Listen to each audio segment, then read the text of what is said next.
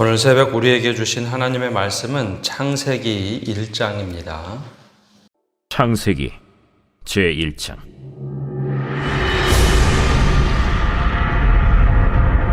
태초에 하나님이 천지를 창조하시니라. 땅이 혼돈하고 공허하며 흑암이 깊음 위에 있고 하나님의 영은 수면 위에 운행하시니라. 하나님이 이르시되 빛이 있으라 하시니 빛이 있었고 빛이 하나님이 보시기에 좋았더라. 하나님이 빛과 어둠을 나누사 하나님이 빛을 낮이라 부르시고 어둠을 밤이라 부르시니라. 저녁이 되고 아침이 되니 이는 첫째 날이니라. 하나님이 이르시되 물 가운데 궁창이 있어 물과 물로 나뉘라. 하나님이 궁창을 만드사 궁창 아래의 물과 궁창 위의 물로 나뉘게 하시니 그대로 되니라. 하나님이 궁창을 하늘이라 부르시니라. 저녁이 되고 아침이 되니 이는 둘째 날이니라. 하나님이 이르시되 천하의 물이 한 곳으로 모이고 묻이 드러나라 하시니 그대로 되니라. 하나님이 묻을 땅이라 부르시고 모인 물을 바다라 부르시니 하나님이 보시기에 좋았더라. 하나님이 이르시되 땅은 풀과 씨 맺는 채소와 각기 종류대로 씨 가진 열매 맺는 나무를 내라 하시니 그대로 되어 땅이 풀과 각기 종류대로 씨 맺는 채소와 각기 종류대로 씨 가진 열매 맺는 나무를 내니 하나님이 보시기에 좋았더라.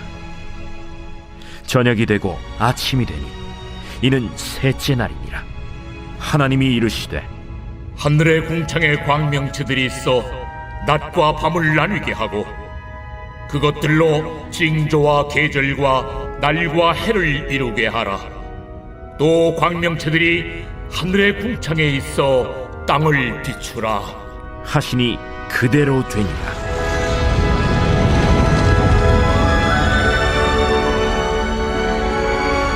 하나님이 두 큰 광명체를 만드사 큰 광명체로 낮을 주관하게 하시고 작은 광명체로 밤을 주관하게 하시며 또 별들을 만드시고 하나님이 그것들을 하늘의 궁창에 두어 땅을 비추게 하시며 낮과 밤을 주관하게 하시고 빛과 어둠을 나뉘게 하시니 하나님이 보시기에 좋았더라. 저녁이 되고 아침이 되니 이는 넷째 날이니라. 하나님이 이르시되 물들은 생물을 번성하게 하라. 땅 위 하늘의 궁창에는 새가 나르라 하시고 하나님이 큰 바다 짐승들과 물에서 번성하여 움직이는 모든 생물을 그 종류대로 날개 있는 모든 새를 그 종류대로 창조하시니 하나님이 보시기에 좋았더라. 하나님이 그들에게 복을 주시며 이르시되 생육하고 번성하여 여러 바닷물에 충만하라. 새들도 땅에 번성하라. 저녁이 되고 아침이 되니 이는 다섯째 날이니라. 하나님이 이르시되 땅은 생물을 그 종류대로 내되 가축과 기는 것과 땅의 짐승을 종류대로 내라 하시니 그대로 되니라. 하나님이 땅의 짐승을 그 종류대로 가축을 그 종류대로 땅에 기는 모든 것을 그 종류대로 만드시니 하나님이 보시기에 좋았더라. 하나님이 이르시되 우리의 형상을 따라 우리의 모양대로 우리가 사람을 만들고 그들로 바다의 물고기와 하늘의 새와 가축과 온 땅과 땅에 기는 모든 것을 다스리게 하자. 하나님이 자기 형상 곧 하나님의 형상대로 사람을 창조하시되 남자와 여자를 창조하시고 하나님이 그들에게 복을 주시며 하나님이 그들에게 이르시되 거룩하고 번성하여 땅에 충만하라. 땅을 정복하라. 바다의 물고기와 하늘의 새와 땅에 움직이는 모든 생물을 다스리라. 내가 온 지면에 씨 맺는 모든 채소와 씨 가진 열매 맺는 모든 나무를 너희에게 주노니 너희의 먹을거리가 되리라. 또 땅의 모든 짐승과 하늘의 모든 새와 생명이 있어 땅에 기는 모든 것에게는 내가 모든 푸른 풀을 먹을거리로 주노라. 하시니 그대로 되니라. 하나님이 지으신 그 모든 것을 보시니 보시기에 심히 좋았더라. 저녁이 되고 아침이 되니 이는 6째 날이니라. 오늘 새벽에도 하나님의 은혜와 평강이 함께하기를 축복합니다. 오늘부터 이제 창세기 말씀을 봅니다. 이 모세 오경이라고 불리는 책 중에 첫 번째 책입니다. 우리가 왜 이 말씀을 이제 창세기라고 부를까요? 이게 제일 처음에 나오는 말이 태초에 브레시트라고 되어 있는데요. 이 말이 처음에 시작을 알리는 표현입니다. 그래서 이게 라틴어에서는 뭐 제네시스, 또 영어로 제네시스, 게네시스 이렇게 말하면서 이걸 번역하면서 시작이 되었다. 모든 세계가 시작되었다. 그래서 창세기라고 부릅니다. 차 이름이 제네시스인데 이게 이제 차 중에 기원이 되는 차다라고 아마 그런 의미로 붙였을 겁니다. 창세기는 세 부분으로 나눠지거나 혹은 두 부분으로 나눠지는데 1장에서 11장까지를 원역사라고 부릅니다. 즉 모든 역사의 공통된 분모, 즉 원시 역사를 가지고 있는데 이 역사는 모든 민족들에게 또 온 세계에 공통되게 나타나는 역사다, 기원이다 라고 해서 1장에서 11장까지를 원역사라고 말합니다. 또 다음에 12장에서 50장까지 두 번째 족장사라고 하는데 창세기에는 크게 두 개의 시작을 보여줍니다. 하나는 도대체 세상이 어떻게 시작되었을까? 그게 이제 원역사에 나타나고 이스라엘이라는 나라는 어떻게 시작되었을까? 그게 12장에서 50장까지 나눠지는데 보통 그것을 하나로 보기도 하고 12장에서 36장까지 즉 아브라함, 이삭, 야곱을 하나의 단위 또 요셉과 그 마지막을 세 번째 단위로 보기도 합니다. 중요한 것은 기원이 도대체 누구로부터 시작됐느냐? 하나님으로부터 시작됐다라는 것을 보여주는 책이 바로 이 창세기 말씀입니다. 이 모든 인류가 어떤 기원을 갖고 또 세상이 어떤 기원을 가졌는가, 어떤 존재로부터 시작이 되었는가, 대부분 나라들이 신화는 가지고 있지만 이 세상이 어떻게 만들어졌는지를 다루고 있는 신화는 거의 없습니다. 물론 고대 근동에 그런 신화들이 있지만 여기 인격의 하나님이라는 여호와 하나님이 처음 등장을 하죠. 1장 1절에 이렇게 시작을 합니다. 태초에 하나님이 천지를 창조하시니라. 그래서 태초에 베레시트라고 시작하는데 사실 이건 아이들한테 얘기해 줄 때는 옛날 옛적에 하나님이 세상을 만드셨어 라고 하는데 이건 옛날 옛적이라는 표현이 아니라 시간이 시작됐다라는 표현입니다. 시간이 시작됐다. 하나님이 제일 먼저 하신 것은 시간의 시작입니다. 이게 좀 우리가 이해하기에 조금 어려운 표현이긴 한데 철학자들이 이런 표현을 많이 합니다. 시간이 시작됐다. 시간 이전에 뭐가 있었는가? 시간 이전에는 사람이 인지할 수 있는 세상이 아닙니다. 하나님이 시간을 만드셔서 우리를 시간 안에 가둬놓으셨기 때문에 하나님이 근원이 되신다라는 겁니다. 그래서 이 태초에 그럼 시작이다. 어떻게 어떤 일이 시작됐느냐? 하나님이 천지, 하늘과 땅을 만드셨다라고 하는데 이것 또한 우리가 표현할 수 있는 말이라서 조금 오해하기가 쉽습니다. 천지를 창조하셨다라고 하는데 이건 만들었다, 이렇게 손으로 지었다라는 표현이 아니라 아무것도 없는 무에서 존재들을 불러냈다라는 표현입니다. 그래서 창조하다라는 말은 만들기보다는 아무것도 없는 라틴어로 니힐리즘이라고 하는데요.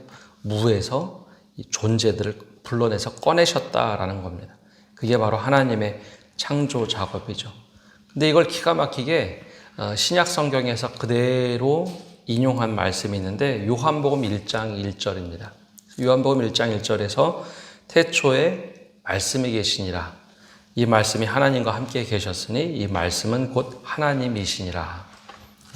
하나님이 태초에 말씀으로 창조하신데 그 말씀이 함께 계셨고 그 말씀이 육신으로 오신 분이 예수 그리스도다. 그래서 창세기 1장 1절도 요한복음 1장 1절도 이 말씀은 신앙 고백이기도 합니다.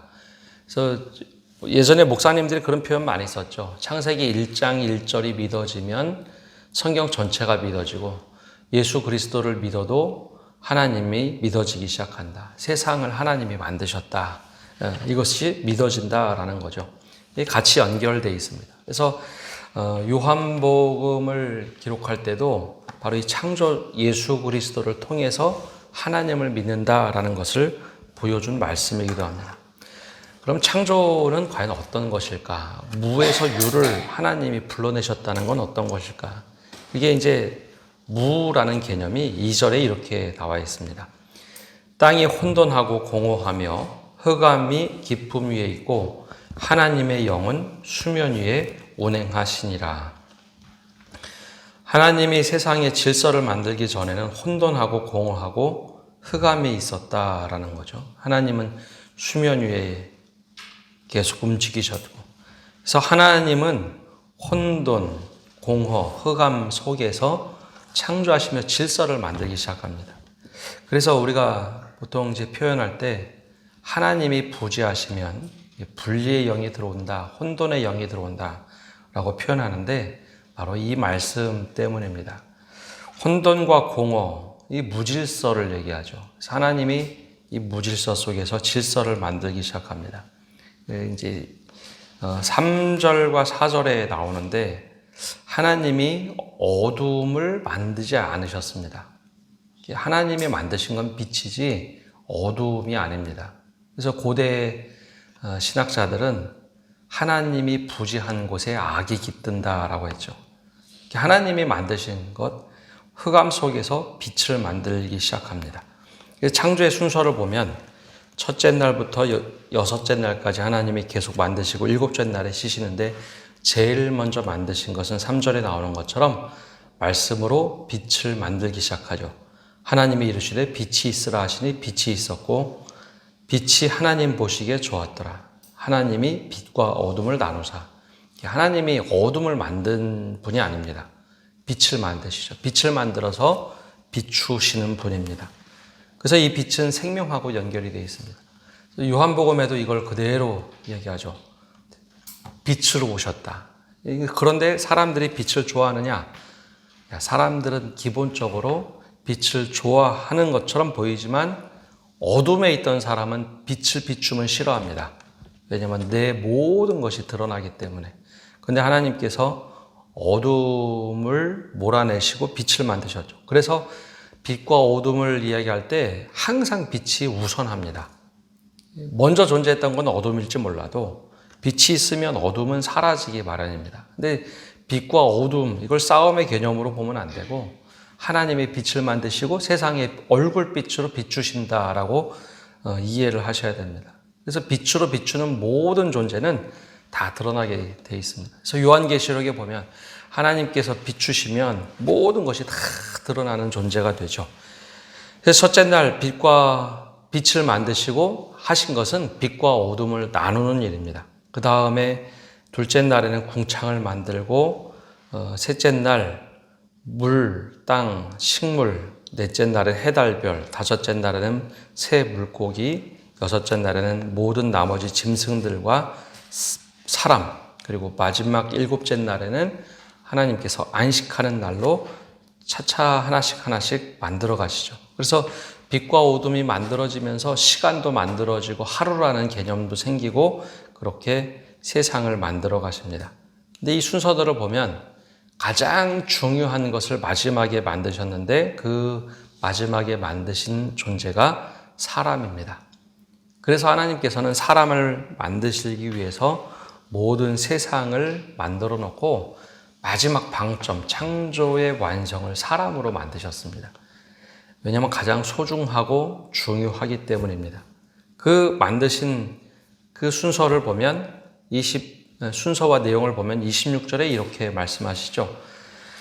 하나님이 이르시되 우리의 형상을 따라 우리의 모양대로 우리가 사람을 만들고 그들로 바다의 물고기와 하늘의 새와 가축과 온 땅과 땅에 기는 모든 것을 다스리게 하자 하시고 하나님의 형상, 하나님의 모양대로 우리가 사람을 만들자. 그래서 사람이란 존재는 다른 존재와는 다릅니다. 이 형상이라는 것은 원래 이제 구약 시대에는 신상을 가리키기도 했는데 요즘에 사람들이 그런 표현 많이 쓰죠. 우리와 똑같은 로봇을 만들어 보자 해서 휴머노이드라는 로봇을 만들기 시작을 했습니다. 어디까지 우리가 만들 수 있는가? 최근에 이제 AI 로봇이라는 용어까지 등장을 했는데요. 하나님께서 사람을 만드실 때 그 형상으로 만드셨다는 것은 원래 대리인을 말합니다. 대리인을 만들어서 이 세상을 다스리게 하자. 거기에 사실 방점이 있습니다. 하나님이 우리를 만드신 것은 세상을 다스리는 하나님과 닮은 대리인입니다. 청직이라는 거죠.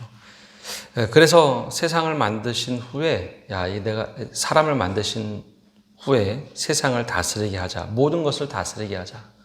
그런데 사람이 2장과 3장에 가면 점점점 하나님과 소통하고 대화하는 존재에 의해서 선악을 알게 하는 나무, 시비를 가리는 존재가 되면서 에덴 동산에서 쫓겨나죠. 주인 행세를 한 겁니다. 그래서 사람이 주인 행세하는 것, 특별히 교만해지는 것을 하나님이 굉장히 싫어하십니다. 그래서 구약 성경에도 신약 성경에도 죄의 속성을 교만으로 표현을 합니다. 교만한 것이 죄다. 왜냐하면 하나님처럼 되고자 하고 하나님의 자리를 자꾸 탐하기 때문입니다. 주인 행세하는 거죠. 원래 사람을 만드실 때는 모든 것을 다스리게 하기 위해서 그렇게 만드셨습니다. 그리고 나서 27절에 보면 하나님이 자기 형상 곧 하나님의 형상대로 사람을 창조하시되 남자와 여자를 창조하셨다. 사실 남자와 여자를 창조하신 것은 다른 사람이라는 개체지만 다른 존재입니다. 서로 소통을 하는 존재지 누가 더 우월하고 누가 더 열등하고 그것이 아닙니다. 역할이 다른 존재죠. 그렇게 만드신 후에 28절을 보통 좀 어려운 말로 문화명령이라고 합니다. 문화명령.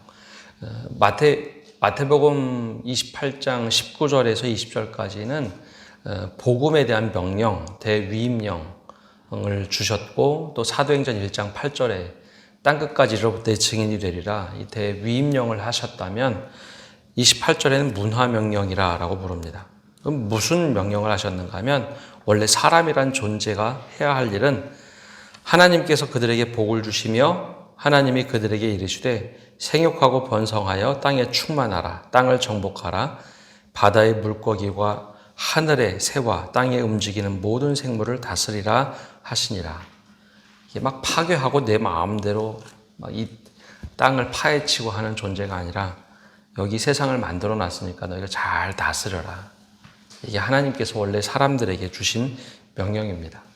그리고 구약의 관점으로 보면 사람들이 원래 동물을 잡아먹고 피채 먹는 것을 엄격하게 금지하죠.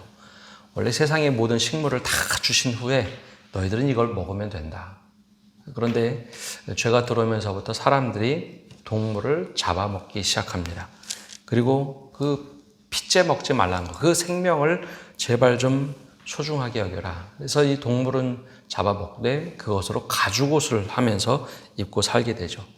근데 재미난 것은 하나님이 이 모든 창조하신 후에 마지막 날에 이렇게 말씀하십니다. 31절에 보면 하나님이 지으신 그 모든 것을 보시기에 심히 좋았더라.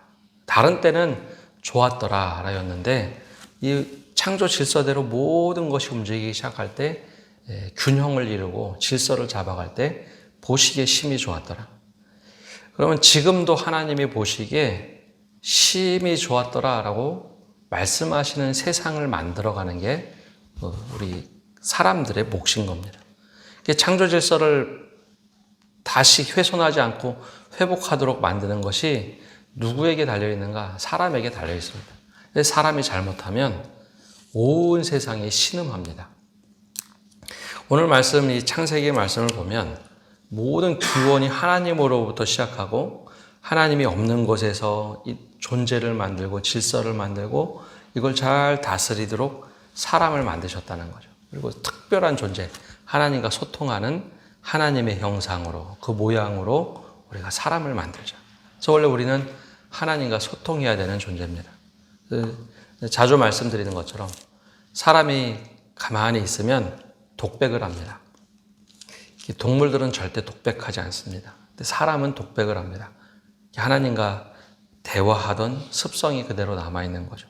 그래서 우리가 하나님을 더 깊이 알아가면 알아갈수록 하나님의 뜻을 깨닫게 되고 하나님의 섭리와 질서를 경험하는 존재가 사람입니다.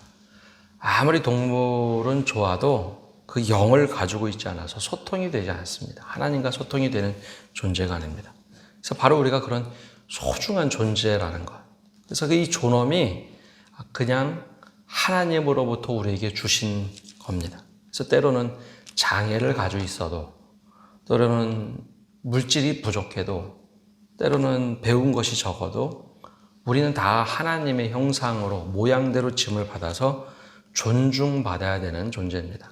어느 누구도 사람을 함부로 대하면 그 사람은 하나님의 형상을 스스로 깎아내리는, 스스로 어둠 속에 들어가는 존재죠. 그래서 창세기 1장은 우리에게 세상의 기원뿐만 아니라 어둠이 도대체 무엇인지, 그리고 세상을 우리가 어떻게 살아가야 되는지, 또 사람이 어떤 존재인지 모든 것을 다 이야기해 주고 있는 말씀입니다. 오늘 주님께서 처음으로 만드신 그 빛 가운데 거하시기를 바라고 요한이 썼던 이 복음서처럼 빛을 싫어하는 것이 아니라 우리를 구원하신 생명의 빛으로 나서서 하나님이 원하시는 삶을 살아가는 것, 또 하나님의 뜻대로 살아가시는 모든 성도 여러분 되시기를 간절히 축복합니다. 기도하겠습니다. 사랑의 주님, 세상을 다 만드시고 나셔서 보시기에 심히 좋았더라.